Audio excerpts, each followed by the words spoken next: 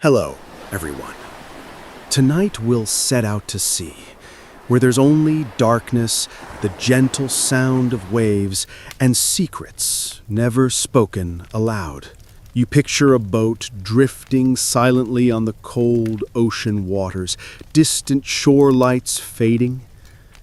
The night sky is pitch black, and somewhere beyond that darkness, one of Hollywood's brightest stars, Natalie Wood, vanished forever.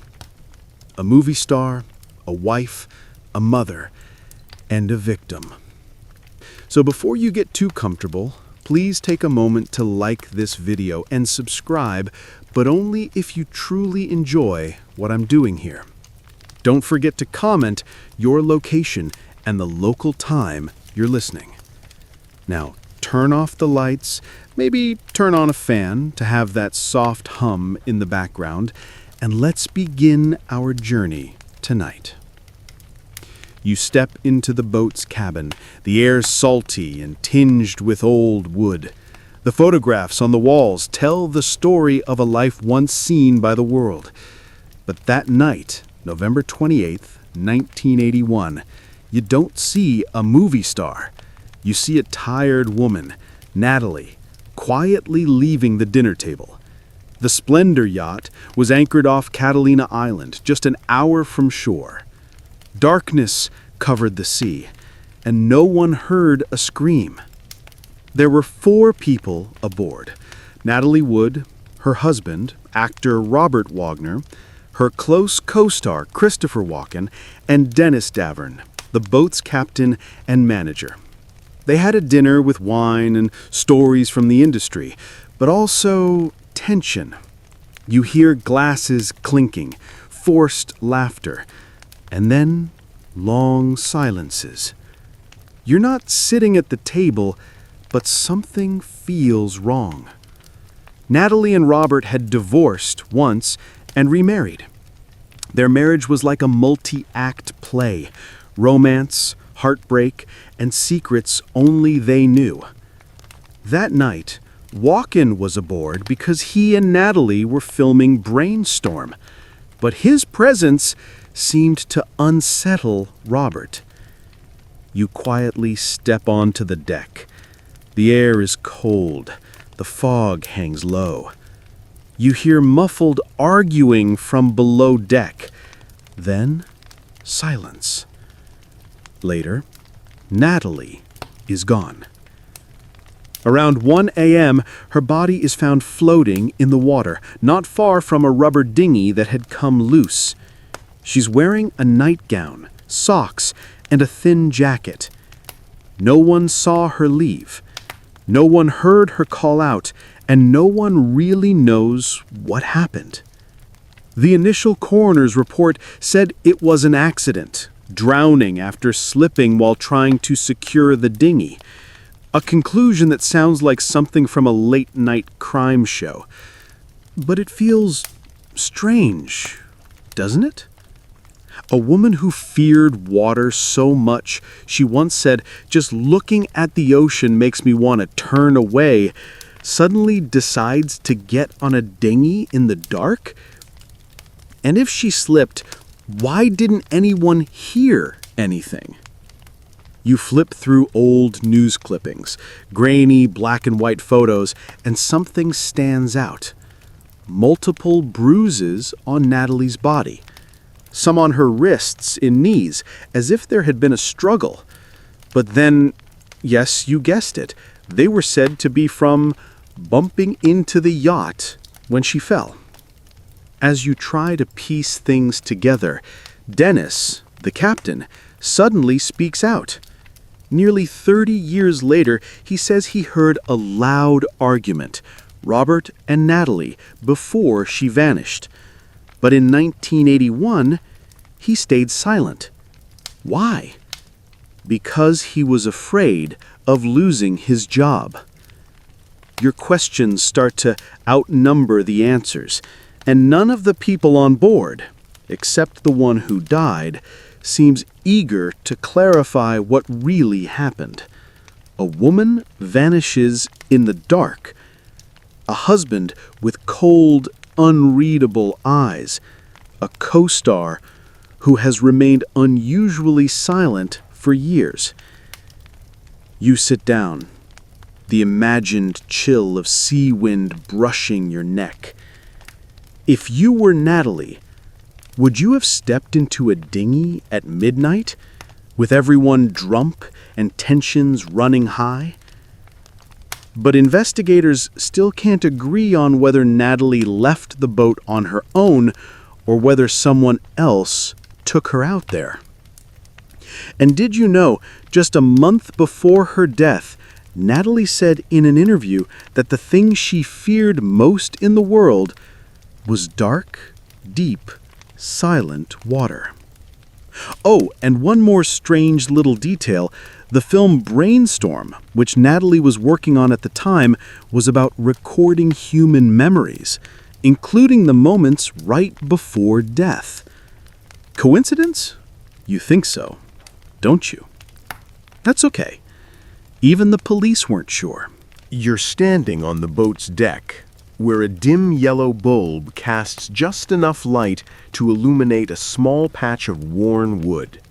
Beneath your feet, the floor creaks softly with each shift of the boat, and in the ocean wind, carrying the smell of salt, you hear something colder than the air itself, conflicting stories. The next morning, when the news broke, the press crowded outside Robert Wagner's home. But you're not here for the headlines. You want to know what really happened within the walls of the Splendor that night.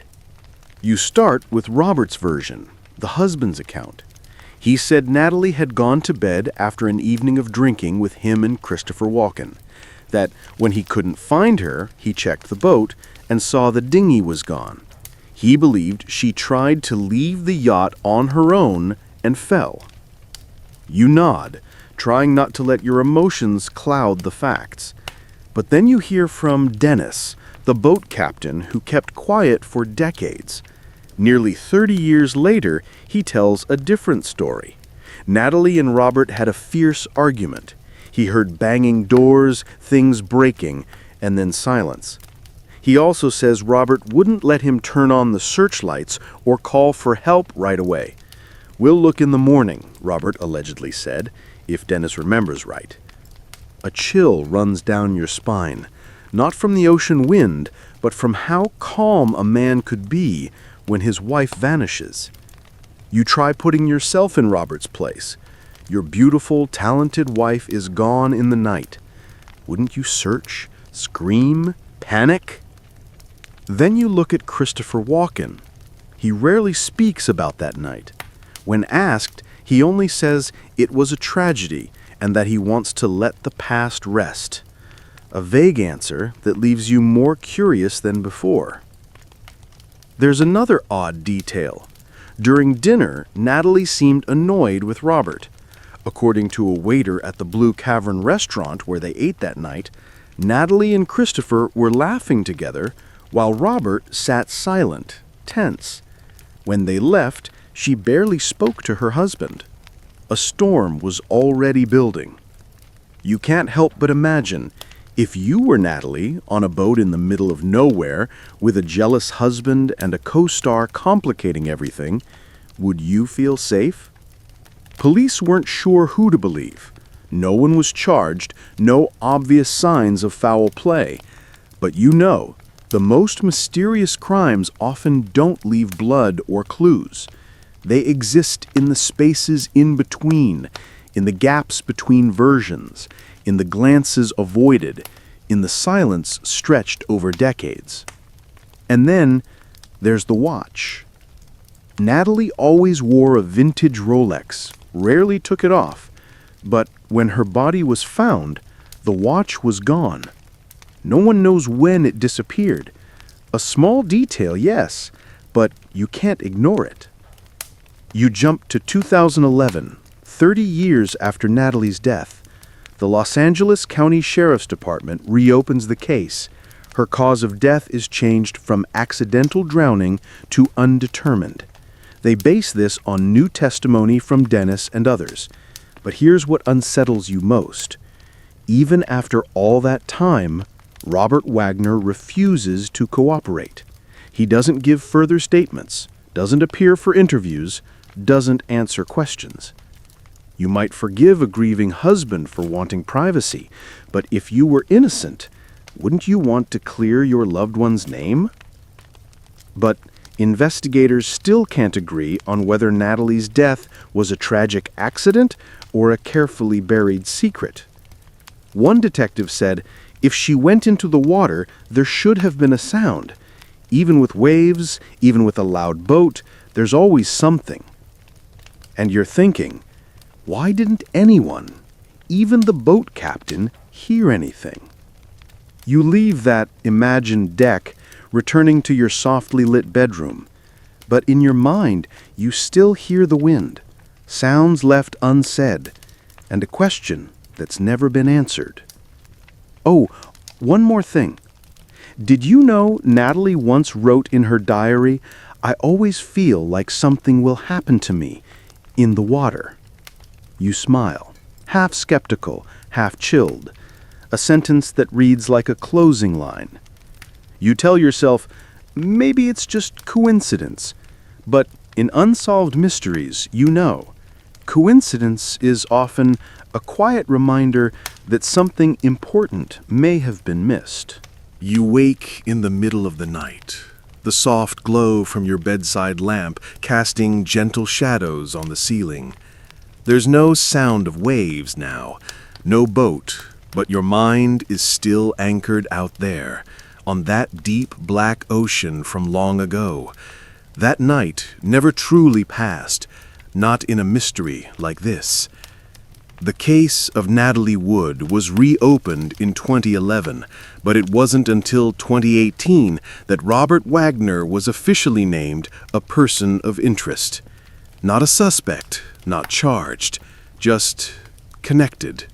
A neutral phrase that feels like everything is floating in a sea with no bottom. You imagine yourself as an investigator, flipping through old case files, looking for something others may have missed. One of the first things you notice, the timeline of Natalie's disappearance isn't precise. No one knows exactly when she was last seen alive. No one is certain how or when she entered the water. It's frustrating, isn't it? In a world where we can track a lost phone at the bottom of a lake, we still don't know what happened to a movie star surrounded by familiar faces on a small yacht. You pause at an old sketch of the scene. The dinghy was found about a mile from the yacht. The engine didn't work. The rope that tethered it had come undone. Some say it was untied. But by whom? Natalie? Or someone hoping to make it look like she left? Then you examine the bruises. More than 20 marks on her body. Some, according to forensic experts, likely occurred before she hit the water. But no one knows where they came from. Some say she may have bumped against the boat. But have you ever slipped and fallen? You know it feels different than being grabbed and pushed. You're not accusing anyone. But what becomes clear to you is this. If this was an accident, it was one filled with unanswered questions. You know what bothers you most? Robert Wagner lived out his life attending events, acting, being revered as a Hollywood icon. But Natalie, she was frozen in time as the woman who died mysteriously at sea. A silent death so quiet, it almost made her life invisible. You're not a detective, but you feel the injustice. You can't help but ask, did anyone truly try to solve that night? In 2020, the case was quietly closed again due to lack of conclusive evidence. And just like that, silence returned. But you haven't forgotten. You still remember Natalie's eyes in those old films, bright, dreamlike, like she somehow always knew that someday she'd be forgotten in her own story. But investigators still can't agree on whether that night was a random accident or a carefully constructed ending. You don't want to believe in conspiracy theories, but you also can't believe that a woman afraid of water, dressed in a nightgown and socks, chose to board a dinghy alone in the cold while everyone else was drunk. You take a deep breath, the lamp still glowing faintly. Your room is quiet, like the ocean after everyone's gone. You feel a strange sense of absence, like a voice you'll never hear again. Natalie Wood is gone, but the questions around her remain, adrift like the empty dinghy that night. No cries for help, no clear signs of a fall, only the absence. Her death wasn't a dramatic crime, it was a shadow, a silence that stretched across 40 years, only occasionally disturbed by a late testimony, a new rumor, or someone's memory stirring in the dark. And now you lie there, eyes closed, but your mind is still out there, above that dark ocean where once there was the soft glow of a small boat, a whisper lost in the wind, and a woman trying to come home. If she did fall, did anyone hear her last sound? Or did she not fall at all? Your breathing slows, the story fades the way the ocean smooths over every trace, gently, steadily, without a mark. But you know, some stories never sleep. They whisper in your ear every time you turn off the light. And Natalie, she may still be waiting for someone to hear her one more time. Sleep well, and if you hear waves tonight, don't worry. It's probably just your imagination, or maybe it isn't.